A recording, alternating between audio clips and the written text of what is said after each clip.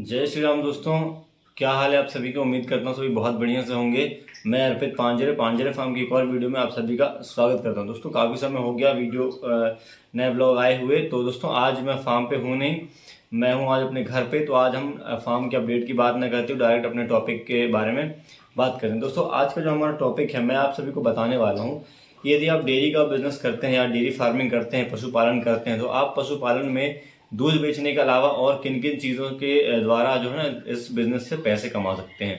तो दोस्तों ये जो डेयरी का बिज़नेस होता है, यदि आप इसको बढ़ाना चाहते हैं तो कोशिश करें कि आप इसको हॉरिजॉन्टली ग्रो करें, क्योंकि ये डेयरी का जो काम है ना, इसमें आप 24 घंटे का समय मांगता है ये काम। इसमें आपको टाइम थोड़ा कम मिलेगा बाकी बिजनेस के मुकाबले में। इस काम में यदि आप 24 घंटे का समय देते हैं, अच्छी तरीके से अपना टाइम देते हैं, सही तरीके से डेयरी को मैनेज कर पाते हैं, तो दोस्तों आप इस काम से ना हॉरिजॉन्टली बहुत ज़्यादा ग्रोथ अपने आप को करा सकते हैं। जैसा कि मैं आपको बताऊं, आजकल एक चीज ट्रेंड में चल रही है लोगों के पास अलग अलग इनकम सोर्सेज बनाने की। तो लोग पैसिव इनकम बनाने की कोशिश कर रहे हैं। तो आप इस बिजनेस से ना आप पैसिव इनकम तो जनरेट कर ही सकते हैं, लेकिन दोस्तों मैं एक चीज़ आप लोगों से कहना चाहूँगा, यदि आप पैसिव इनकम जनरेट करते हैं तो एक ही फील्ड से जुड़े हुए चीज़ों से ही एक एक्स्ट्रा इनकम सोर्स को डेवलप करें। ये नहीं कि आप एक डेयरी फार्मिंग कर रहे हैं तो आप एक गाड़ियों का बिजनेस करने लगे, आप गाड़ियों का बिजनेस कर रहे हैं तो आप कुछ और करने लगे। ऐसा कोई बिजनेस ना करें जिससे का दूर दूर से कोई कहीं से कहीं लेना देना ना हो। यदि आप ऐसा करेंगे तो आपको बहुत सारी दिक्कतों का सामना करना पड़ेगा। तो मैं आज आपको बताने वाला हूँ कि यदि आप डेयरी करते हैं तो डेयरी फार्मिंग के साथ साथ आप अपने बिजनेस को और भी ज्यादा हॉरिजॉन्टली कैसे ग्रोथ करते हैं। मतलब डेयरी फार्मिंग से जुड़े हुए बहुत सारे व्यवसाय हैं जिनको आप अच्छे तरीके से कर सकते हैं, जो कि आपको काफी ज्यादा अर्न करके देने वाले हैं। तो दोस्तों सबसे पहले तो हम बात कर लेते हैं दूध बेचने की। ये तो सबसे कॉमन चीज है कि डेयरी फार्म यदि कोई करता है बंदा तो वो सबसे पहले दूध ही बेचता है, दूध बेचने पे ही ध्यान देता है। ये तो सीधा सीधा सिंपल सा फंडा, हर कोई यही काम करता है। पहला चीज। दूसरी चीज आप कर सकते हैं इस काम में बच्चे तैयार। यदि आपने बच्चे तैयार किया और बच्चे तैयार करके यदि आप अच्छे तरीके से बच्चों को कम कॉस्ट में बच्चे तैयार करने का एक मैं आपको एक डेडिकेटेड अलग वीडियो बना के दूंगा कि आप कम कॉस्ट में बच्चों को कैसे तैयार कर सकते हैं। ठीक है, यदि आपने बच्चों को कम कॉस्ट में तैयार किया तो आपको पता भी नहीं चलेगा कि आपके बच्चे कब तैयार हो जाएंगे और कब सेल के लिए एकदम रेडी हो जाएंगे। यदि आपने उन्हें प्रेग्नेंट करा के बेचा या आप उनको हीफर में बेचना चाहें, यदि आपके पास किसी अच्छे बुल का रिकॉर्डेड बच्चे तैयार करते हैं तो ये बच्चे बेच के भी आप काफी ज्यादा पैसे इसमें से बचा सकते हैं। आपको पता नहीं चलेगा बच्चे कब तैयार हो जाते हैं फार्म पे। दूसरा ये हो गया। तीसरा मैं आपको बता दूं कि आप इस काम में से आपके पास जो आप पशुओं को खिलाते पिलाते सारी चीजें करते हैं, इसके पास आपके पास बाय प्रोडक्ट एक चीज निकल के आती है। वो होती है क्या? वो है क्या चीज? गोबर। गोबर दोस्तों जनरली लोग क्या करते हैं, डायरेक्ट गोबर को एक जगह स्टॉक करते हैं, उसको डायरेक्ट ऐसे ही किसानों को या कोई भी ठेकेदार जो बड़ी खेती करता है उनको ऐसे ही पलटा दिया जाता है। आप इसमें थोड़ा सी और मेहनत करके इस पे जो है वर्कर के माध्यम से इसको यदि आप करना चाहें तो आप इस पे जो है ना वर्मी कंपोस्ट ट्राई कर सकते हैं। यदि आप गोबर से वर्मी कंपोस्ट बनाते हैं तो वर्मी कंपोस्ट का आपको एक अलग रेट मिलेगा। ये एक अलग बिजनेस हो जाता है डेयरी फार्मिंग से, इसका एक अलग सेक्टर। यदि आप इस सेक्टर में अंदर जाके वर्मी कंपोस्ट बना के और वर्मी कंपोस्ट लोगों को सेल करते हैं, यदि आप गोबर का रेट ट्रॉली के रेट में देते हैं, यदि आप उसको मार्केट रेट से वर्मी कंपोस्ट को थोड़ी कम रेट पे भी देंगे तो आपको ये गोबर के जो ट्रॉली अपन उठा के बेच देते हैं डायरेक्ट, उससे ज्यादा प्रॉफिट देके जाने वाला है।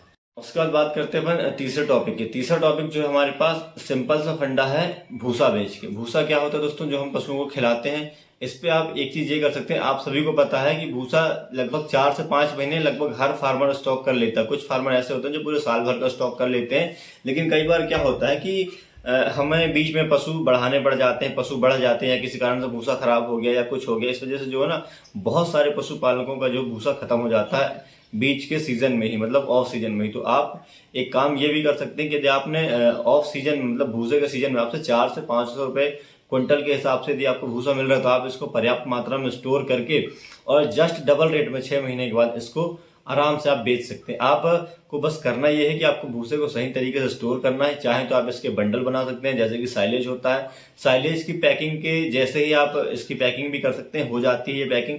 या आप किसी सूखे गोदाम में इसको स्टोर करके रखना चाहें तो आप इसको भी स्टोर करके रख सकते हैं। ये सीधा सीधा पैसा देता है आपको, सिर्फ स्टोरेज करने का 6 महीने का कुछ भी मेंटेनेंस नहीं है, कुछ भी खर्चा नहीं, सिर्फ आपको एक बार लेबर की मदद से पूरा भूसा स्टोर कराना है। और आप ऑफ सीजन आने पे, लगभग ऑफ सीजन आता है दिवाली के बाद, दिवाली के बाद भूसा की डिमांड चालू हो जाती है दोस्तों। यदि आपने सीजन में भूसा 500 रुपए क्विंटल लिया, 600 रुपए क्विंटल लिया, तो आपको ये 800 से ₹10, ₹8 से ₹10, मतलब 1000 रुपये क्विंटल से लेकर 800 रुपये क्विंटल तक आराम से आपको भूसा बिकते जाएगा। और ये जैसे जैसे समय बढ़ते जाएगा वैसे ही इसका रेट भी बढ़ते जाएगा। तो आप भूसे के बिजनेस से भी पैसा अच्छा अर्न कर सकते हैं। इसके बाद दोस्तों हम बात करते हैं हमारा अगला पॉइंट है हमारा, यदि आपके पास में डेयरी करने के साथ साथ पर्याप्त जमीन है तो आप उस पर लगा सकते हैं घास। सीजनेबल जो घासें होती हैं, ज्वार, बरसीम, नेपियर, एमपी चेरी और सरगुन सूडान, ऐसे बहुत सारी वैरायटी के घास आप इसको लगा सकते हैं। और ऐसे बहुत सारे डेयरी फार्मर होते हैं, आपके एरिया में जरूर होंगे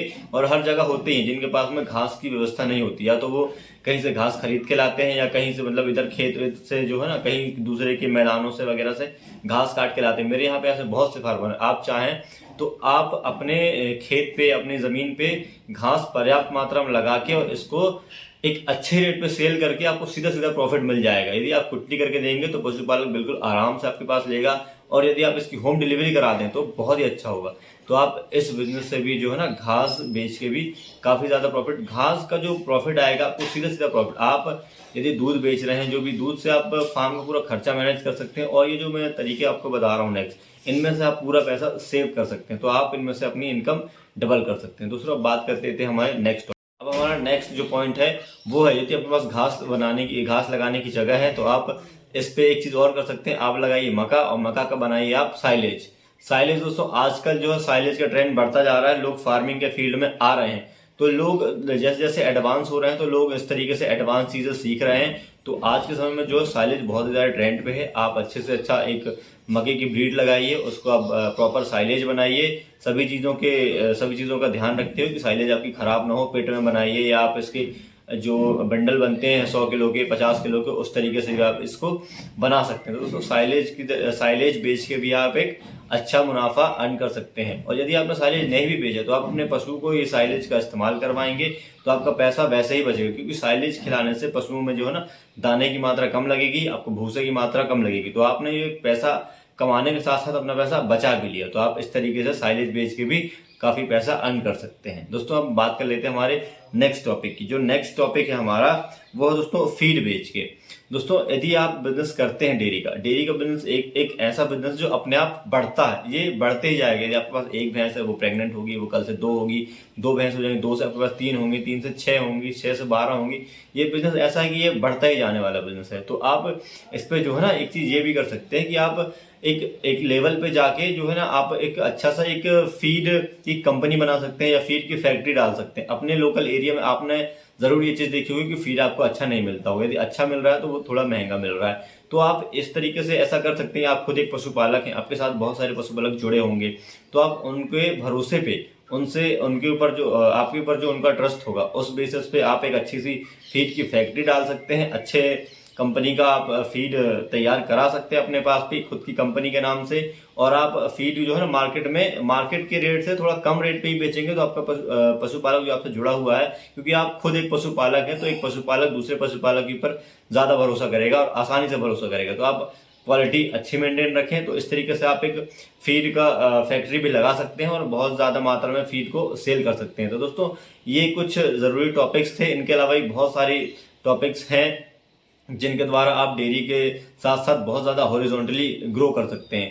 कोशिश करें कि यदि आप कोई एक बिजनेस कर रहे हैं तो उससे ही रिलेटेड मिलता जुलता बिजनेस को साइड में बढ़ाने की कोशिश करेंगे, तो आप अच्छे से प्रॉफिट अर्न कर पाएंगे। डेयरी में आपको सर्वाइव करने में ज्यादा मुश्किल नहीं जाएगी और आप आसानी से डेयरी फार्मिंग कर पाएंगे। डेयरी में आपके फेल होने के चांसेस बहुत ही कम हो जाएंगे। दोस्तों इसी प्रकार मैं भी अपने फार्म पे अब तैयार कर रहा हूँ। इस साल तो मैंने गोबर बेच दिया पूरा। नेक्स्ट ईयर से मैं तैयार करने वाला हूँ वर्मी कंपोस्ट जो है ना, मैं अपने एरिया के जो सब्जी लगाते हैं, जो बेड बना के, जो प्रॉपर एक आधुनिक तरीके से खेती करते हैं दोस्तों, उनके पास बहुत डिमांड आती है गोबर खाद की। उन्होंने मेरे पास पूरा गोबर खाद उठा के लेके गए हैं और मांग रहे थे, तो मेरे पास थी नहीं, तो वो बहुत सारी जगहों से उठा के लेके गए। तो मैंने उन्हें नेक्स्ट ईयर के लिए बोला है कि आप गोबर खाद ले जाने से अच्छा आप इसको ले जाएंगे, प्रोसेस करेंगे, सुखाएंगे, उसके बाद डालेंगे। तो नेक्स्ट ईयर मैं आपको डायरेक्ट वर्मी कंपोस्ट बना के दूंगा, और जो वर्मी कंपोस्ट का रेट होगा वो मुझे नॉर्मल गोबर की खाद से थोड़ा अच्छा प्रॉफिट दे के जाएगी, थोड़ा अच्छा मुनाफा मिलेगा। तो दोस्तों ये थे कुछ जरूरी टिप्स एंड जो ज़रूरी बातें आज के बारे में, आज के टॉपिक के बारे में। तो दोस्तों यही थी हमारी आज की वीडियो। यदि आपको वीडियो में दी गई जानकारी पसंद आती है तो वीडियो को लाइक करें, चैनल पर नए हैं तो चैनल को सब्सक्राइब करें दोस्तों। और ऐसी वीडियो देखने के लिए हमारे साथ बने रहें। तो अब मिलते हैं अगली वीडियो में, तब तक के लिए जय श्री राम।